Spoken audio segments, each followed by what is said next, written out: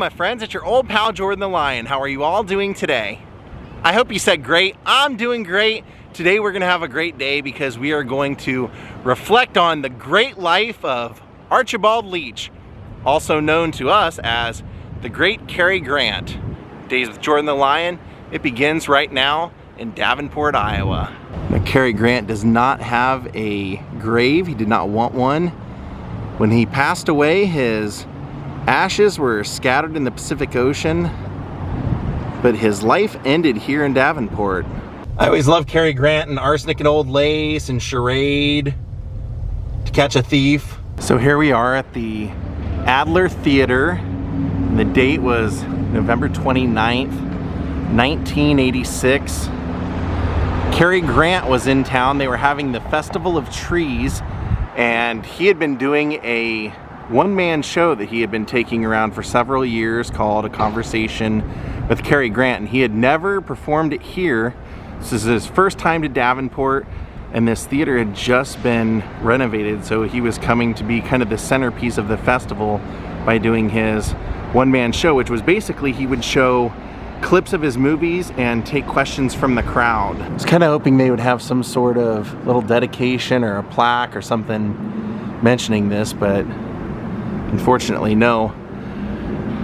Cary was actually supposed to perform here on Saturday evening, and he was inside the theater practicing, doing a rehearsal on Saturday afternoon, and he started to feel ill, so they ended up taking him from his rehearsal back to his hotel, and he was resting in his hotel, and he was actually heard to say when he was leaving the stage, "I'm sorry I can't perform tonight," to the people that booked him. That was not like him. In fact, when he retired from acting and making movies, for years people had tried to get him to do other projects and he would not do it. It wasn't until this came about, the idea of him going and speaking in front of fans and showing his clips and taking questions, that he really enjoyed doing that. So it was something he started doing and continued on until his passing on this day. Cary Grant was, I guess maybe the word beloved maybe doesn't even do it justice, because an interviewer once said to him, "Cary, how does it feel to know that everybody in the world wants to be Cary Grant?" And he said, "I feel that way too sometimes. I guess I've been playing Cary Grant so much of my life that somewhere along the line I kind of became him, because he wasn't really Cary Grant. You see, he lived a very kind of awful early life. When he was born, 4 years before he was born Archibald Leach, and 4 years before he was born, his mother and father had another son, and his parents, apparently his mother dealt with a lot of severe depression. Some people believed it was because his father was a heavy drinker and she was depressed from dealing with that, but a lot of people also believed that it was because her son had died from tuberculosis before Cary was born. But what Cary would tell people was that the real story was that she accidentally slammed the door in her son's hand on his finger, and that he got gangrene and ended up dying from that. So Cary said when he was born and was growing up, his mother didn't want to cut his hair. She kind of dressed him like a girl. Most of the time he didn't really know what he was supposed to be. And then one day he went to school, and when he came home, his father said that his mother had went on a vacation by the seashore and he didn't see her again for 20 years. Cary just thought that his mother had abandoned him and that she had just taken off.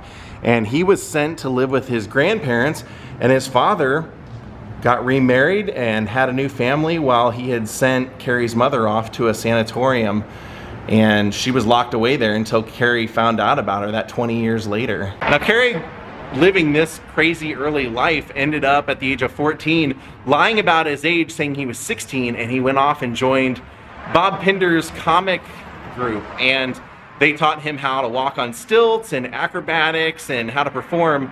He did that for 2 years there, and then was good enough to where when the group was going to the United States, he went along and performed the 2 years that they were contracted to play in the United States in New York City.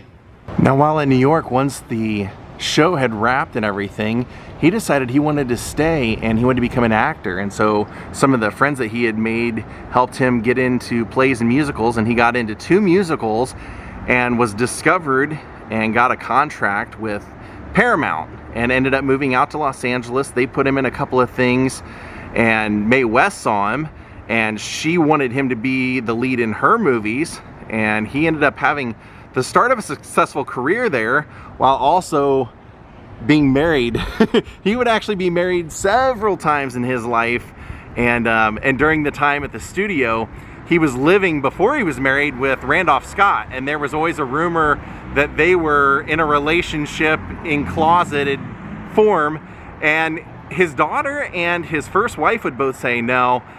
His first wife actually said, I was around him enough to know that wasn't going on, and his daughter said that Cary told her, we liked that people thought that we were gay because the women back then all thought they could change you, so we just had a revolving door of women coming and going from our house all the time, and the studio was okay with it because they knew the rumor going around and they wanted people to see women coming and going from our place. So once Cary left Paramount and went to Columbia, his career exploded, and he became the leading man of pretty much all leading men. Everybody liked him. You almost couldn't find anybody that had anything negative to say about him. People loved working with him, and he was generous. He was a nice guy. Even when he at one point he was married to Barbara Hutton, who was one of the E.L. Hutton heirs as well as one of the Woolworth Five and Dime store heirs, and they were together for several years, and when they parted, he didn't take any money from her. When he made the Philadelphia story, he donated all of his earnings to that, to the war effort. Once his career was going well, that's when he found out that his mother had been in a sanatorium for 20 years. So he immediately made contact with her, moved her out of there, and paid for her to be taken care of the rest of his life. He actually wanted her to come to the United States and live with him and his wife, but she didn't want to leave Bristol apparently, so he paid for her living until she eventually passed away. So after making over 70 movies throughout his career with some of the greatest actors, directors, and made some of the best movies of all time, he finally was ready to call it quits because he said he didn't want to be the old man in movies, and he wanted people to kind of not feel bad for him, feel like he couldn't walk away, like his ego couldn't take it, because that really wasn't who he was. But when he did walk away, he didn't, like I said, he didn't do anything as far as acting for years. He was dedicated to being Jennifer Grant's father, and that's something he took immense pride in.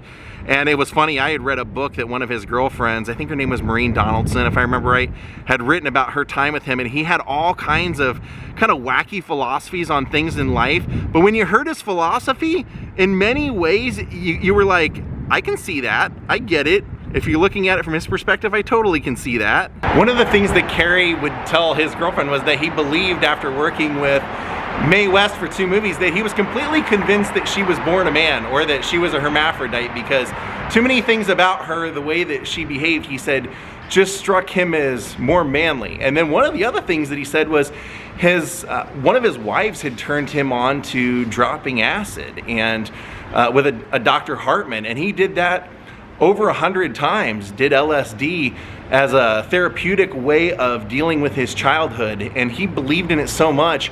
He was a major proponent of it, told people about it all the time, would go out and do it in the woods of Los Angeles, and eventually when he ended up passing away, in his will he left Dr. Hartman like $10,000. But that was one of those crazy things. You wouldn't think that Cary Grant would be someone who was a proponent of LSD, but he actually saw the benefits and how it helped him in his life. So Cary was to perform what would have, I guess, been his last show, but it ended up not being his last show. It would have been here. He was having the rehearsals here. They even have signs all over the door that says no cameras or recording, so we'll kind of sneak a little peek through here just to at least see the lobby. But he was taken to his hotel, and we'll go over there now. And Cary's hotel was actually right next door to the theater, the Black Hawk, right there.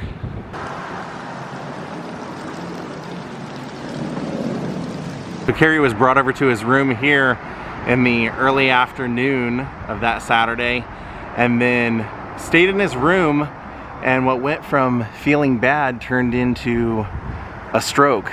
And his wife, Barbara Harris, his last wife at the time, of course, Barbara Harris was here with him, and they called for help, and at 9:15 he was rushed from his room through the lobby here and taken to the hospital.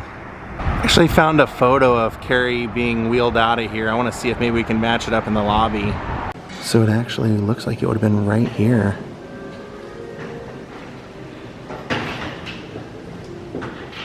And right out these doors to St. Luke's. Now we're going over to where St. Luke's Hospital was at the time. Looks like it's only about a 4-minute drive from the hotel.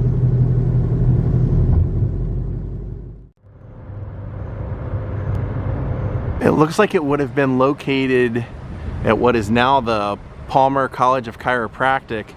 It was right here on this empty plot of land overlooking the water. St. Luke's Hospital. Cary was brought here right around 9:20. And at 11:22 it was announced that Cary Grant had passed away. And the entire town went into mourning right away. They were all looking forward to this event. Even the doctor, I guess, did a press conference and said, people like Cary Grant, men like Cary Grant, aren't supposed to ever die. His body was flown back to Los Angeles. Per his wishes, he did not want a funeral. He just wanted to be cremated and have his ashes scattered in the Pacific Ocean. He was a pretty wealthy guy at the time of his passing, not from doing any of the appearances. That's not why he did this Conversations with Cary Grant. He did it because he loved it.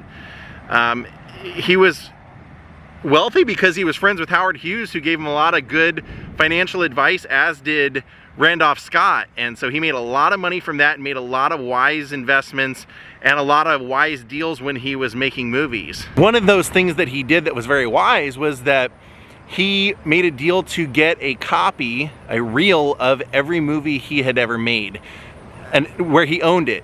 And this was, at the time, nobody was allowed, because of copyright and everything, nobody was allowed to own that. Once a movie was played in the theater, unless they did a revival of it and brought it back at some point, that was the only time he saw it. But he wanted his daughter to be able to see everything that he had ever done, so he had made that deal to get those for his daughter Jennifer. So sadly, Cary Grant lost his life at the age of 82 right here.